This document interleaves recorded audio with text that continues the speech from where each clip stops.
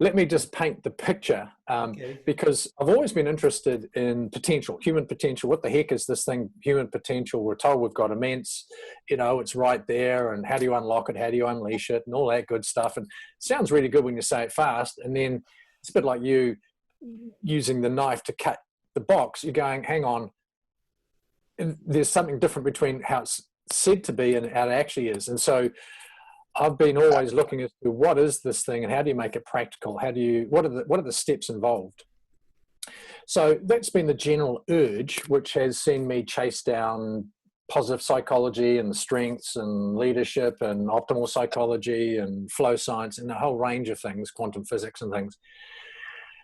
But that said, if I look back to, I think how I got set up with this was that my first conscious thought when I was a child was when I was about 3, and I was here and I wanted to run to there, and I ran, and I remember it felt glorious. This the wind of advancement in your face, and I came out the other end of it, and that whole sense of love of life, and that feeling to me resonated with what life should be like on this planet. And now I compared it to all these other experiences, even at that tender age of 3, and they felt lackluster, or they felt empty, or they just, I was bewildered. What the heck's going on? And so I think I was stamped at a very early age with that feeling is what it's like to be in the fullness of yourself, to feel life, love of life. Fast forward to when I was about 17, and there were a group of us, we were tramping through the bush. We've been tramping all day, pretty tired, got to the hut at the other side, and we put our packs down. I went up to the top of the hill and to see where we were. And on the way down, I started to run. And then I started to sprint, which was deeply, deeply idiotic and threatening when you consider that there are creepers and there are rocks and there are trees and roots and all this sort of thing. I could have twisted my ankle. No one would know where it was. And for a few moments, I felt like I was flying. So where I was looking, my body just merged with the environment, and there was no interruption. It was just total harmony. Now, I look back on those 2 events and go, well, we've all had those slightly mystical experiences. Was there something in common? And I thought that there was, the first thing with the running, they're running down the track. Therever after, I was always looking for a track to run down because it was such an intoxicating experience and so addictive. I just wanted to repeat it. Now, have I ever done it? Not running. But that haunted me. I thought, heck, these are rare. These gem moments are so rare. And then later on in life, I found out that they had all the components of this flow state. So being in the pocket, being in the zone, being lost in the moment, being in the deep now, whatever you'd like to call it, there are all these flow triggers, and there are so many of them. So clearly I was in a flow state. Now, a flow state is an optimal state of consciousness where we feel our best and we perform our best. So not only is it a great feeling state, because it's got this neurochemical cocktail, which is, you got dopamine, you've got serotonin, you've got oxytocin. Yeah, you've got all of these things which are just such a heavenly sense of what life could be like. So for most people, they have had that experience, but it's unpredictable and rare and haphazard and so on. And so my journey is, how do you make it accessible? How do you make it something that you can do on a deliberate, systemized basis? So it's a bit of a potted history. And so I agree I would like to spend a lot more time there, and that was what was intriguing to me. So how did you figure out, what we all want to know is how you do that, right? And what your tips are. Lowry, Yeah. can you speak a little louder? Oh, I'm sorry. So we all want to know how you achieve that, but I want to know how you figured this out. Okay. So it wasn't, I've had training and so on, but it's been over a number of years that what I recognized, my first challenge, what I realized, was actually to do with flow blockers. So you've got flow triggers, the things that get you into flow, and there are things called flow blockers. Mm-hmm. And I'll just throw it open to you and maybe even the audience. What do you think flow blockers might be? Distractions. Stress, yeah. Someone said stress. Distractions, absolutely. So stress, absolutely. Distractions, absolutely. Judgment. Yep. Judgment, criticism, comparison. Right. Perfectionism. A bad marriage. Yes. Bingo. Yes, that would do it for you. Definitely. Or do it to you. Yes. So you're starting to see, as we begin to look into it, there's what's called negative mind experiences. So that's overwhelm, stress, fear, indecision, self-doubt, self-sabotage, procrastination, imposter syndrome, and the list goes on. And you recognize those states as constrictive. You recognize those states as being exhausting, emotionally and physically exhausting. And you can call those what are called negative mind states. So when we're in those states, we are resourceless. So we feel disconnected from ourselves. We feel disconnected from others. We feel brittle. We feel blamey. It's a me against them. And it's typically I'm the victim and them or that over there is the thing that's doing it to me and how dare they. We obsess. We catastrophize. There's a whole range of things. Wow. Now, This sounds a lot like me. At times. Only at times. At times.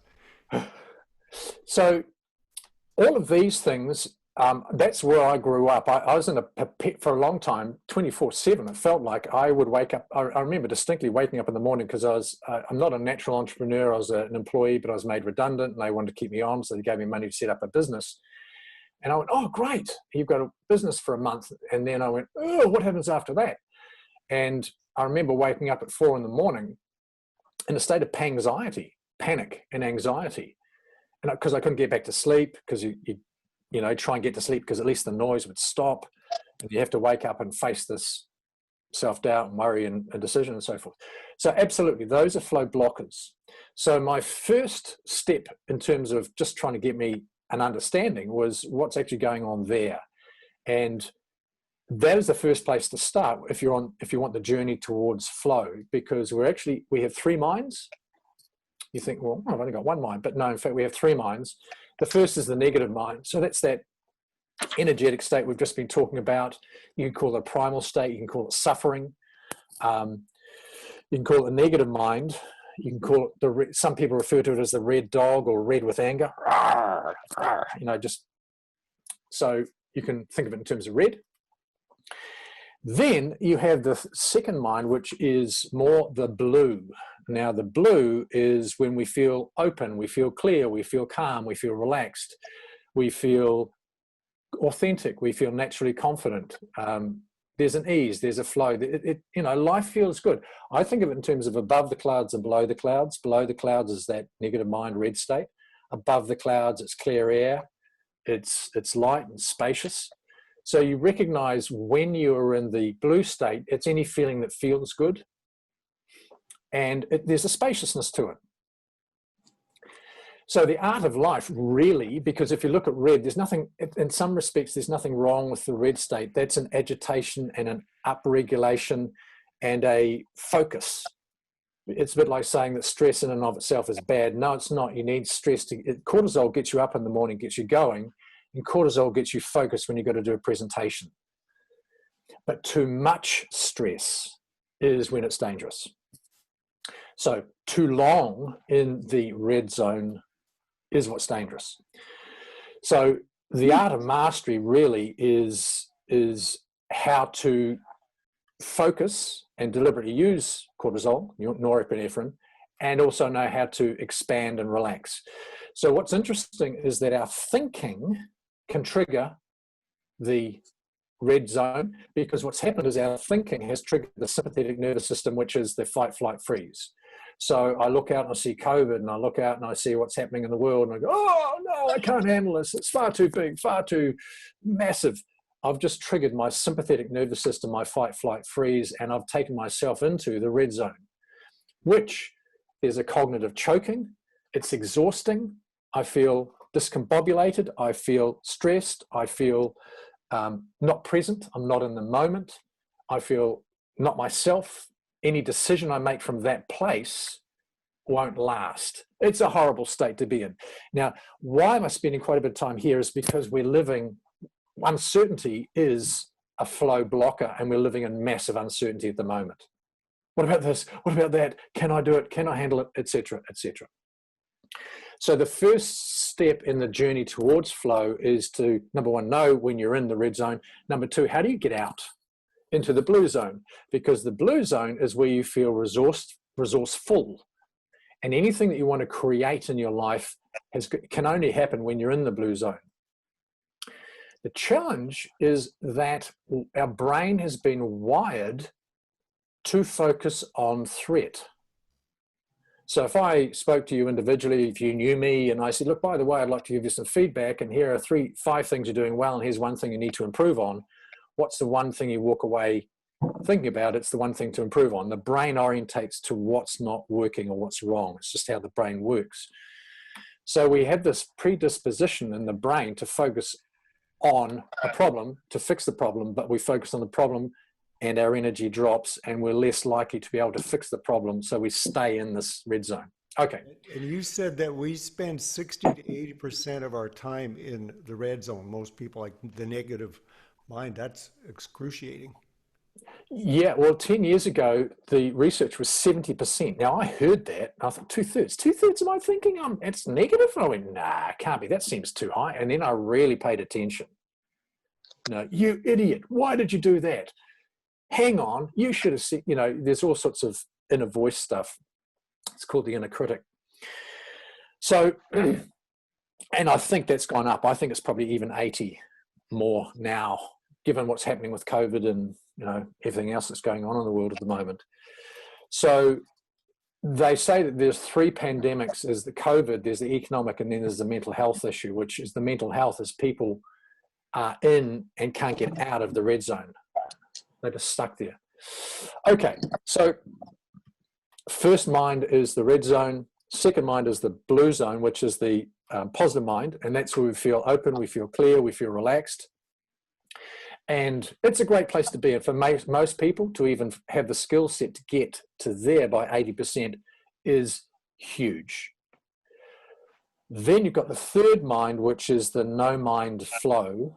And no mind is when you're not present, your consciousness. See, what they found, they thought that flow, if it was that, because flow is everything just flows, therefore you must be using all of your brain. Everything must be firing together. But in fact, it's the exact opposite.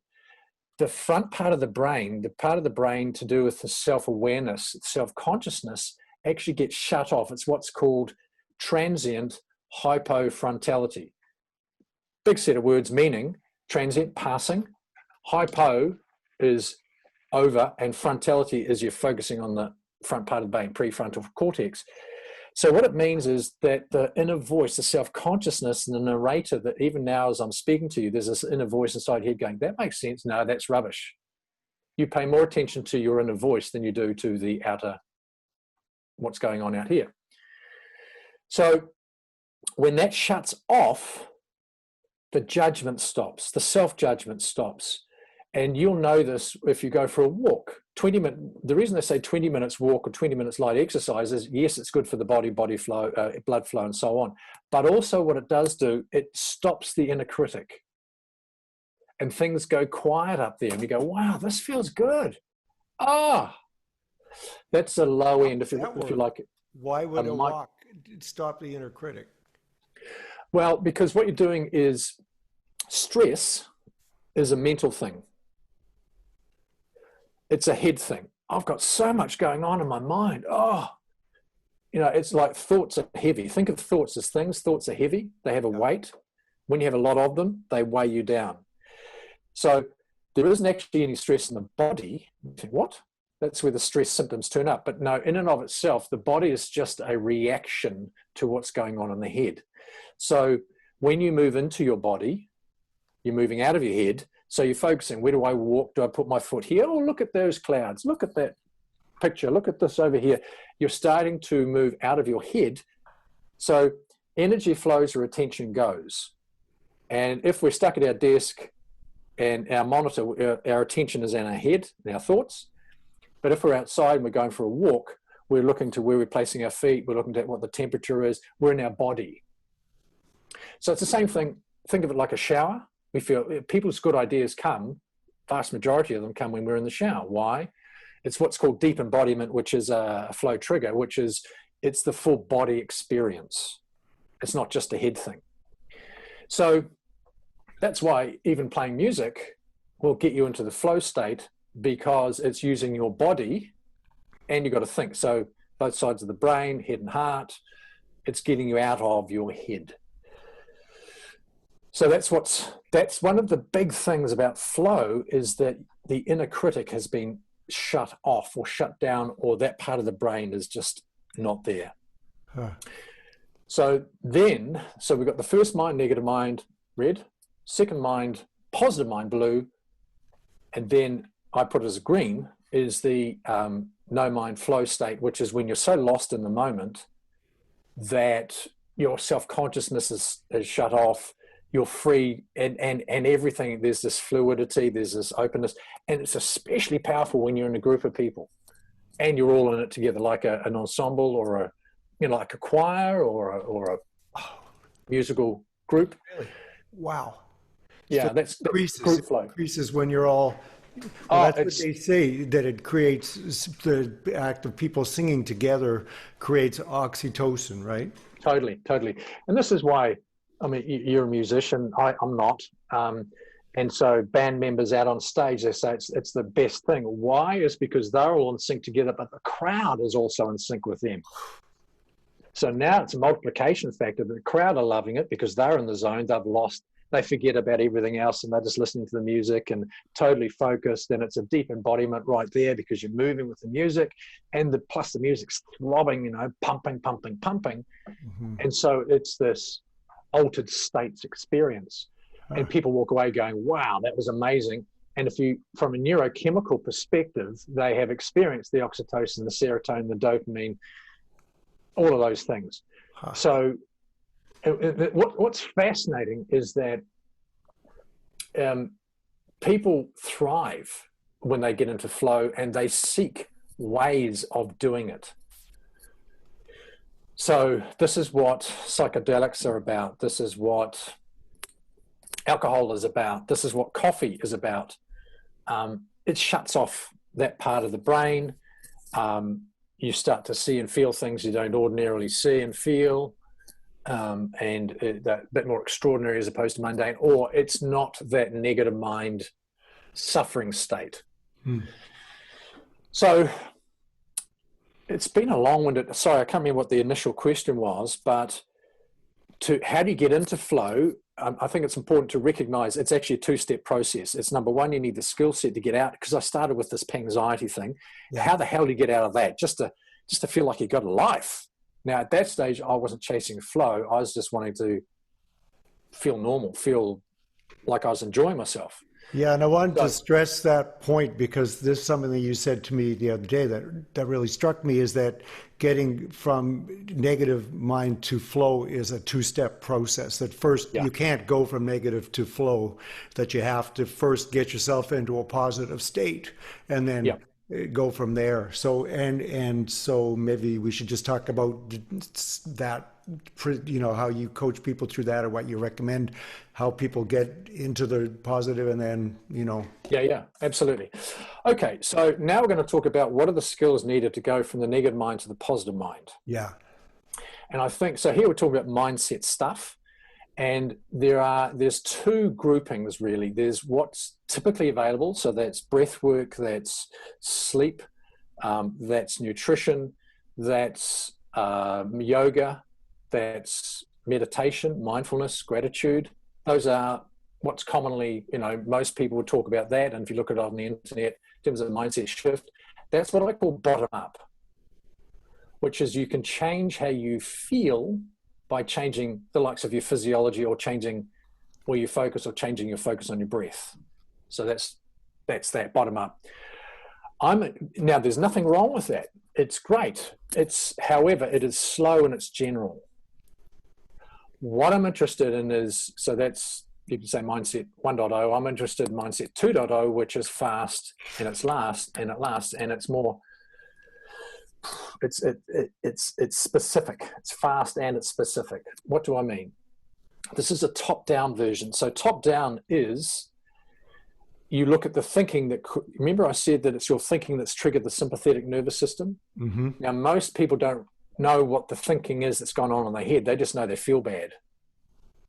But there is a thought process that triggered the feeling. So think about it that there's a thing called the 5 primary drivers. The 5 primary drivers is the operating system on how the human works. Starts off with beliefs. So think of it in terms of 12 o'clock, you've got beliefs. At 2 o'clock, you've got thoughts. At 4 o'clock, you've got feelings, beliefs, thoughts, feelings. 7 o'clock, you've got actions. 10 o'clock, you've got results. So I think, all right, that makes sense. I have thoughts, I have associated feelings. They produce certain actions that generate results. But the key thing inside this is that it's our beliefs that sit in behind that, because we can't have a thought that's unrelated to a belief system. Now, we have beliefs about everything, absolutely everything. It's a galaxy of beliefs. Okay, so when we're talking about top down, we need to get into what's the thinking, what's the limiting belief in behind that's caused me to be triggered into that sympathetic nervous system. So I'll give you an example.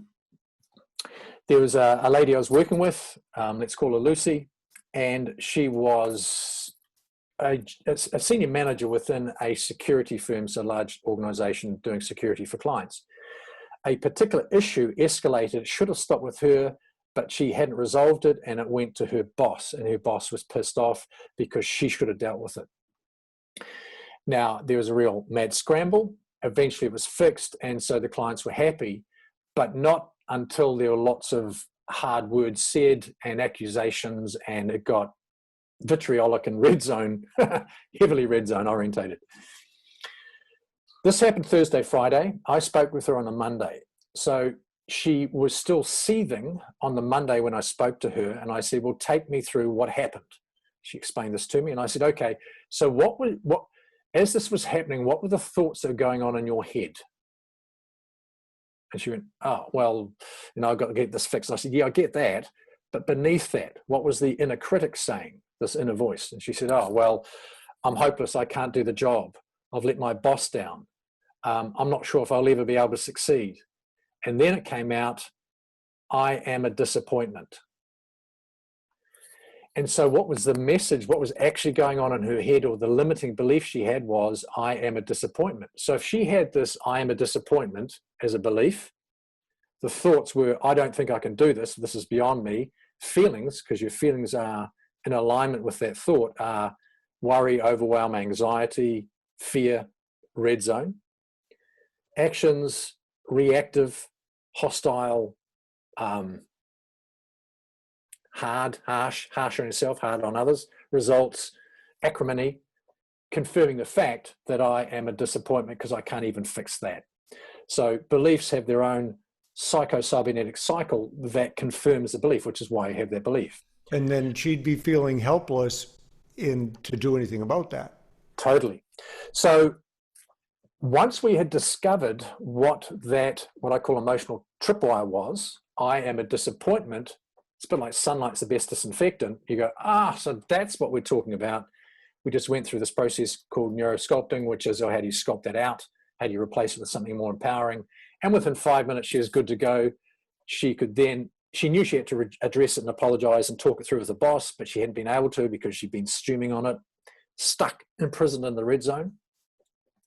Can you talk about how, to me, I like the idea of changing a deep-seated belief like that.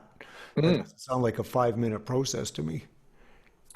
Yeah, well, this is the interesting thing, that if we have a belief, we have the belief. The definition of a belief is it's something that we hold to be true. That's why we have it. I'm a musician. Why? Because the evidence is I am a musician. So I believe it. Now, you have that as a conscious thought, but beliefs at the semi and the unconscious level, and it's stuff that happened when you're young, right? Mm-hmm. Now, the most common belief, limiting belief, is I'm not good enough. And that's what imposter syndrome is, that's what self-sabotage is, et cetera, et cetera. So that's the most prominent one. So the process is, think about it in terms of, if you can visualize those 5 states of being again, you start with the feeling.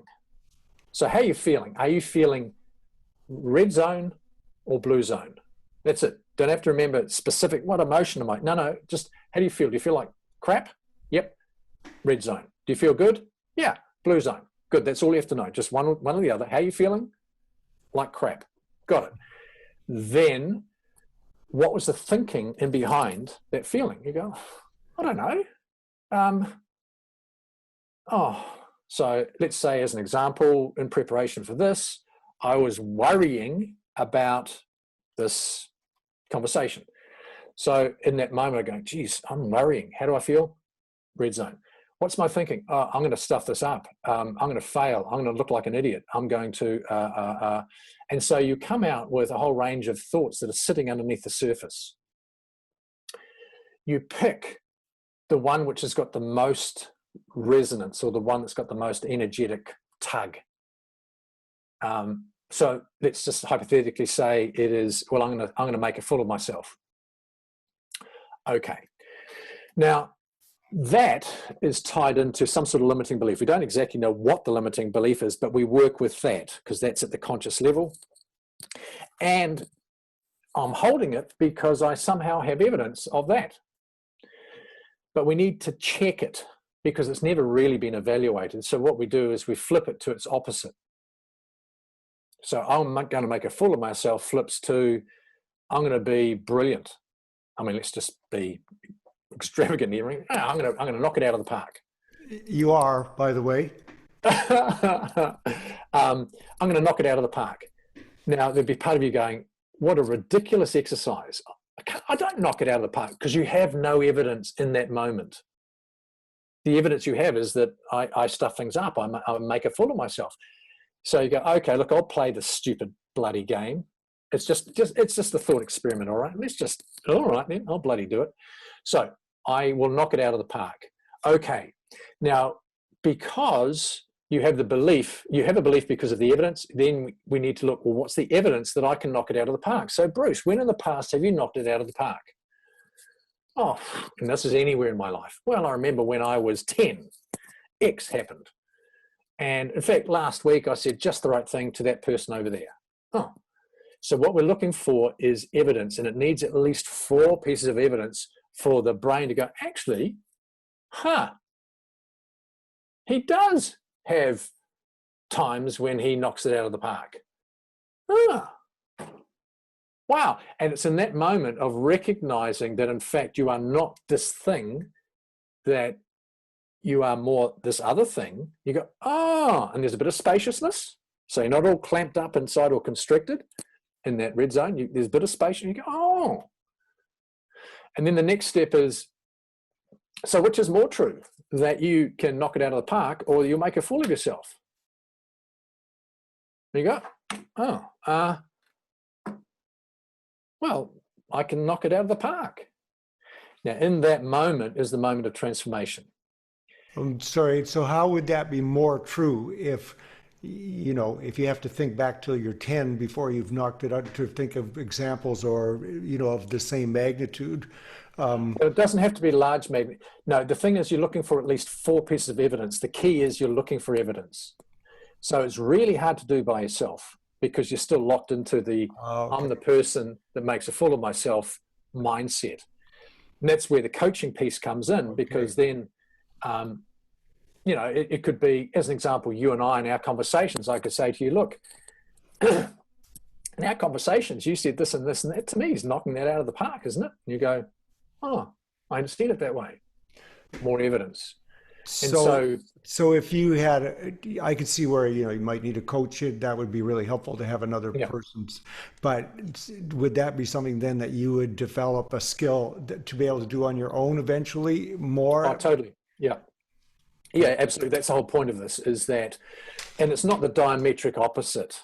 Oh, I'm going to make a fool of myself. Oh, I'm going to be so brilliant. It is some order of the opposite. And so over time, you begin to nuance the phrase. But yes, it is a muscle to be built. Right. And so you've built that muscle for yourself? I'm still working on it. It's a bit like if you want to build muscles, you keep going to the gym. You've got to work at it every day. It's not a one and done thing. Right. It's a practice to be developed. So it now becomes part of, you have options. So as an example, we're heading into COVID or lockdown or whatever, and that was a time of extreme uncertainty. And I would go to these models and I would apply them and I'd feel momentary relief, but then there'd be another one that sat in behind it. So it's useful because what it does do, it shows you what you're really like compared to what you think you're like. It's all very well to live a life when things are going well. You really get to see who you are when you're exposed when things aren't going so well. That's when the work is needed. Right. What I'm thinking is maybe we should have a little break for some music, because these guys always want to have some music, and then people want to bring some questions afterwards, after in the next, because we're all, man, the time is flying here, Bruce. Are you guys enjoying this? Yes, Yeah. tremendously. Yeah, it's amazing. It's amazing stuff. Gloria, are you ready to sing your song for people? Gloria's got a brand new power song. I don't want to put you on the spot, but I'm dying to hear it. Sure, I can do that. Oh, you're a trooper.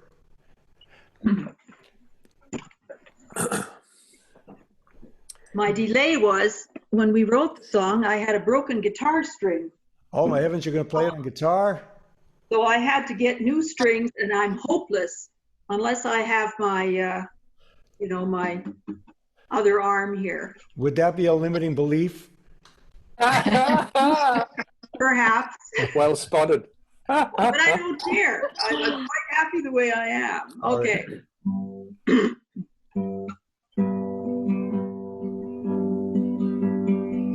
I make a difference every day. I'm healthy, strong, and free.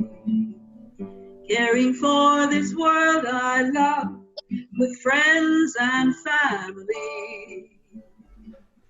Every day I use my voice, my heart, my energy.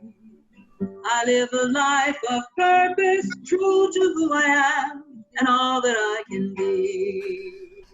That's great. Wow. Yeah, that's brilliant. Beautiful. I love it. I'm holding the phone, melody, so I'm not clapping. and isn't the melody? I love the way you got the melody perfect, Gloria. I live a life of purpose, true to who I am and all that I can be. Yeah, It's beautiful. Nice voice too. Beautiful voice. Thank you. So are you singing it every day? Well, since I learned it the other day, once the strings came together, and I didn't really think much about this theory of yours, Lowry, but I must say when I sing this song, it does make me feel really good. Well, and it fits with what Bruce is saying, this idea about this. I've never heard this before, Bruce, this idea of that you could embody. What was it you said that about walking and Full embodiment. full embodiment? And so that's a whole nother, like, as I realized the science behind these songs, because most people say, oh, I love my song, and they sing it and it makes them feel good and stuff like that. But the more I learn that there's all this science behind it too, it's pretty cool. Absolutely. Yeah. And you can. Yeah, go ahead. Sorry, Karen. No, you go on. Yeah. I don't So know. it's like putting music on your 4 pieces of evidence and reinforcing them. If you write your power song with the 4 pieces of evidence of what the change that you want to procure, is really powerful. Love it. Yeah. That's brilliant, Yeah. That's super cool. I feel like I feel like playing a song, but I don't really have anything planned.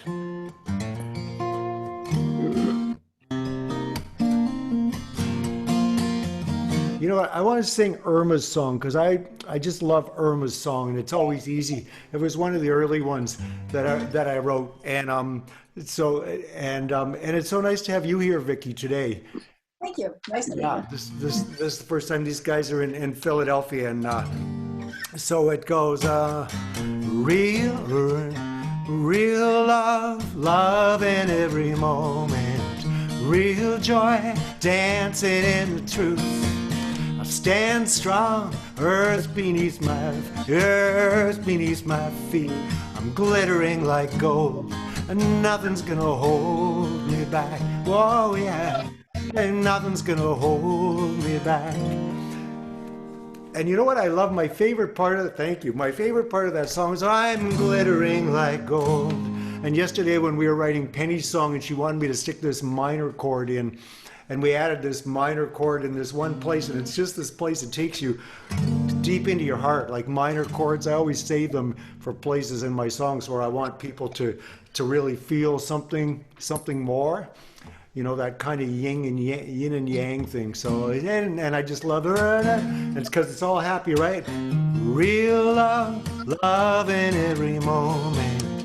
Real joy dancing in the truth. I stand strong, earth beneath my feet. I'm glittering like gold. Doesn't it? You feel that? And nothing's gonna hold me back. Yeah, so there you go. Beautiful. Thank you. Thanks, you guys. And Thank you. Next week, if Becky comes again, we'll sing hers next week if she lets me. Lowry, Yeah. I wanted to share something. When we were talking about how enjoyable it was to write the song and everything, and I was, sharing all that, the excitement of creativity. And, I just got the finished song just this Monday and have been practicing it. And one of the other benefits of that song, and by the way, I sang it while I was walking this morning. I go out for a morning walk, so I combined my song with the walking, and that was really wonderful. But sometimes, every once in a while, when I wake up in the morning, I find myself in a negative mood about I put my focus on what's out of my control with what's going on, and I find myself getting angry, and so I just start mentally singing the song before I even get out of bed, and so I use it as a mantra. I use it as a way to bring my focus back and to get out of that negative mindset. So it's just another tool in addition to being an affirmation in general. So thank you. That's beautiful, and I see some heads nodding too, which is so encouraging, you guys. That's awesome. But we've only got like 14 minutes left of Bruce, and I'm just hanging on every word here. So, but I don't want to run out of time. Bruce's website, you guys, is flowpreneur.co. So FLOWENTRENPEUR. You know how to spell entrepreneur, so it's flowpreneur.co. Thank you. Thank you, Anna, for putting that in there.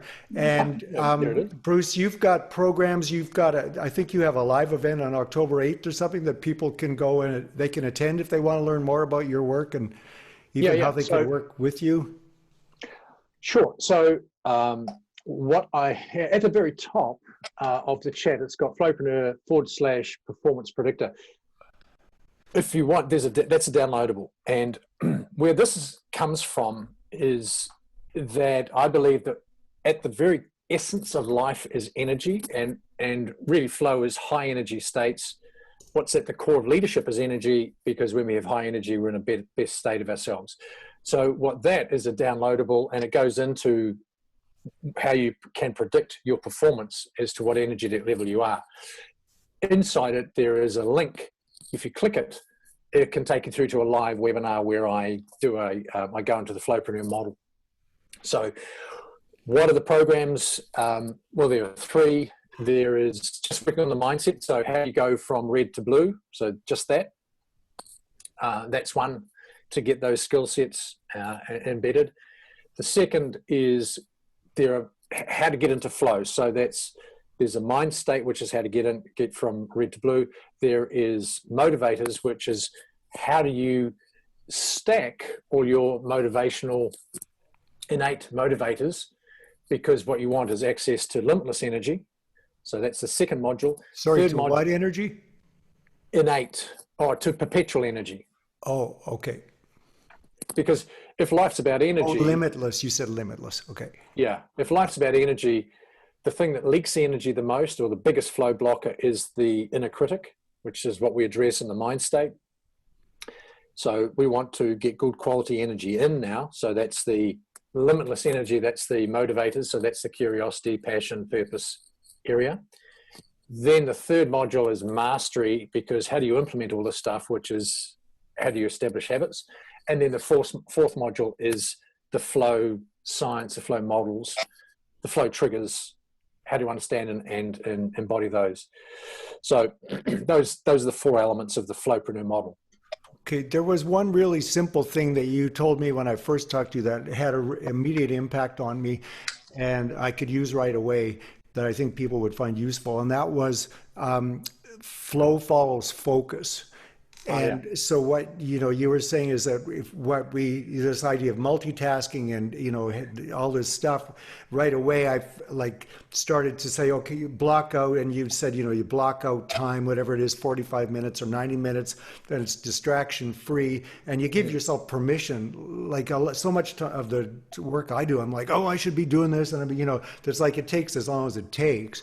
And you give yourself permission to work on something like that. And you turn off the notifications and you don't take phone calls. And you were talking about also triggers, like what could put, curiosity was one. Novelty. You said novelty was a way to kind of get our attention, or, you know what I mean? Could you maybe, because we don't have a lot of time, but maybe give people a couple of little tools that they could implement? Yeah, absolutely. So yes, totally. Flow follows focus. So therefore, flow blockers are anything that distracts us, or anything that, like multitasking. What we're after is unitasking. So totally, I'm only focused on the one thing. But the second thing that sits beside that is there's a thing called the challenge skills ratio, which is the challenge. If the challenge is more than your current skill set, you've really got to pay attention. If it's less, you go, oh, okay, well, I can do it. I don't really have to pay much attention. It's a bit boring. Yeah, okay, well, whatever. Right. If it's too high, it causes anxiety. Right. So what we want in the challenge skills ratio, we want it to be a little bit higher than our current skill set, because then we go, oh, heck, I've got to put my mind to this. Oh, gee. And then you've got to focus. Yes. So what is that percentage? It's typically only about 5% higher than your current skill set. Wow. So it's not only that you need to focus in the moment, what you're focusing on, there needs to be a struggle or a challenge factor. So you can't get into flow unless you take action, unless you're really applying yourself. You can't get into flow if you're bored. You can't get into flow if you're in pain, because that's taking your focus and in concentration. So, excuse me. So what that says, the interesting thing is that there's a flow cycle, and the first thing, the front end of it, is always struggle. You've really got to put your head into something. You go, oh God, there's this thing here. So the actual stages are struggle, release, flow, recovery. Struggle, you got to put your head into it. And then there reaches a point where you go, oh, I just need a break. I don't know if I can get it. And then you go to the toilet, or then you go for a walk. And that's a deliberate where you've stopped thinking about the thing. You go away, and it's like your semi-conscious goes click, click, click, click. and then you drop into the flow state. So there has to be the struggle, there has to be the release where you just, and it could be just go away having coffee. Oh, look, I've just had enough of that. Oh God, go away. And then you come back and you get back into it. Now, the other thing too is because flow is so neurochemically intense, you can't stay in a flow state all day. You will use up the neurochemicals. So there'll be a drive, a burst, and then you need to recover. Oh. And so the interesting thing is you've got recover and struggle right beside each other then, because if you're going to go back into flow, you've got to then go back into struggle. So there's this dip. So you can't stay in a flow state the whole time. You've got to realize that, okay, I've got this thing, I've got to focus on it, I've got to do a good job. There will be a dip afterwards, and then I've got to restart, and I need to recover because I just can't go back into struggle. So this is where recovery. So what's the recovery piece look like? Just kind of chilling out and just relaxing kind of thing, or would it be just more like if you have to work all day, you just do kind of pick your projects to the heavy focus and then do more easier stuff? So most people go for what's called passive recovery, which is, oh God, this, you know, I'm just knackered. So I look at my Facebook, or I look at social media, or I read the news, or I watch television, or I have a drink. That's what's called passive recovery. Now, it doesn't actually, this is where you need to have an understanding as to what does top you up, what gives you good quality, high quality energy. And that's what we need what's called active recovery for, active recovery protocols. So what's active recovery? Well, what you're really doing is managing your nervous system. What does that mean? Well, this is where you hear about people who deliberately do breath work. They actually deliberately, breathe in and hyperventilate. Why? Because it changes internal chemistry. Or you can have a cold shower, or have a hot shower, then a cold shower, and that flicker between hot and cold shifts your nervous system. Or you can deliberately go for a walk, or you can go for a run, or you can, this is where coloring in comes in. So, what do you mean coloring in? Coloring in adult coloring in books. Coloring books. Yeah, yeah. Wow. It could even be you and your music. Right. Because it's you getting lost in, and clearly music for you is highly energizing. It's part of who you are. Right. And so the active recovery could be, you don't try and strive and put yourself into the struggle phase. It is, what's the stuff I really enjoy? What's the music? Or listen to music that really pumps you up. So the thing about flow is that you can't stay in flow the whole time. There is a high and a low, and therefore it's self-awareness as to what enables you to get into flow, what takes you out, and how do you get back in. So I know some people, in terms of active recovery, they have mindfulness, but it's not just being aware of the environment. They actively look at a plant and try and get a sense as to what that plant is actually like. So they try and climb inside the plant. So they're using their focus and attention on something which is outside of who they are. So it's over to you. Like art, drawing would be really good for that. Totally. Yeah. Irma's got a question. Yeah, okay. You sure? Question? So Bruce, one of the things what I heard you say, and I'm not exactly sure where this is, but when you're going to the next level of struggle, and I don't know if that's a correct term, it's at 5%. It's not like, you know what, I think I'm going to be president tomorrow. It's a realistic goal that supports the next move into development. That's right. So the task that you give yourself, make sure there's a little bit of challenge to it. Right. But 5%, I like that, 5%. Yeah. Now, there's no hard science around that, but what the gurus in this area said, what do we think it is? And they thought 4%. But, I mean, common sense says, well, if it's any more than probably 10% more than my current skill set, I can handle 5 to 7 to 8% more. But if it's more than 10, it feels a bit too hard, or feels overwhelming. Mm-hmm. And overwhelm is is a killer, is a blocker. Well, you freeze. Yeah. Please make sure you upload this call to Facebook group. I'll have to listen again. Oh, yeah. Okay. Yeah. I don't know if I succeeded in making this thing go live, but I did record most of the call. So yeah. So I will put it on, I'll put it out and make it available. So if people want to listen to this stuff again. Wow. Does anybody else have any other questions for Bruce? We're just about out of time, but. I don't have a question, but I have a comment. From what I'm understanding, how to get back to the flow and not to overwhelm yourself with the blue zone and the red zone, and it's to be aware of balance, your own personal balance, and your nervous system would indicate if you're in balance or not. So you would physically feel it, emotionally feel it, and then you would know that you need to move around, you need to have a shower, do something to bring yourself back to balance. Is that? Yeah, so the movement, it's any feeling that doesn't feel good is the red zone. So overwhelm only lives in the red zone. The blue zone is when you are in that state of balance. You're in a relaxed, open, calm, spacious state of mind and state of feeling. And then from there, then you can move into the flow.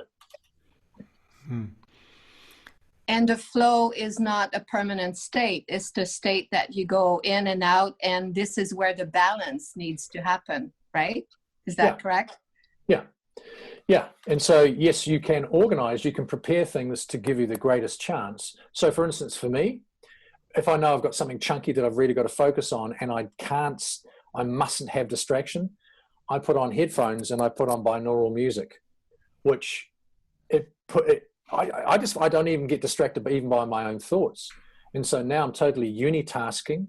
I give myself a time frame, and 90 minutes is the accepted time frame. So beyond that, you're probably overtaxing your brain. So you have your 90 minutes, total focus, one thing only, no distractions around you, no notifications, because it takes about 10 minutes. If you get notified and you go, oh, let's check that out, it's 10 minutes to take you back to where you were. Then you just, that's a waste. So stay focused. And then after the 90 minutes, then you can go away, have your walk, relax, watch your social media, Facebook feed or whatever it is. So you can set yourself up deliberately to get into flow on a more consistent and regular basis. And at the very least, even if we can't be in flow all the time, we can spend more time in the blue zone just with a lot of these tools. Right. Which I kind of like. Yeah. Life is worth living in the blue zone. Yeah. Yeah. All right. Well, that's 4 o'clock right on the dot. It's been just amazing, Bruce, to learn this stuff. I think everybody's really been thrilled to hear it. I just want to say a little bit about next week. I've got Melissa Dinwiddie is coming, and Melissa is a creativity expert, and she wrote this wonderful book called The Creative Sandbox Way, which I've spoken to some of you guys about. And she's all about helping us become more creative. I love that she considers this to be a drawing, a piece of art. I just, when I saw that, it's like, my heavens, I feel free. Yeah, and she talks about her struggles to be, she teaches these workshops online. They're really cool. And she talks about, her struggles trying to be an artist and trying to be a creative person. And then the week after that, our guest is Anna Malikian herself, who is here. And Anna is a psychologist and an amazing coach. And I'm hoping that we'll be talking about mindset. We haven't really talked about that too much, but Anna's a remarkable person with so much to offer as well. So those are the guests for the next 2 Fridays. And so I hope you guys will join us again, and feel free to share this and invite other people. And and if we want to get in touch with you, Bruce, the flowpreneur.co people want to learn more about your work and reach out to you or So, yeah. Yeah. So Bruce@flowpreneur.co. Absolutely. Okay. So thanks so much. Enjoy the day. It's only 12. It's noon. You can have lunch in Auckland. Indeed. Indeed. Thanks everybody for coming. Bye. Thank you. Bye, everyone. Thank you, Bruce. Wow, That's amazing.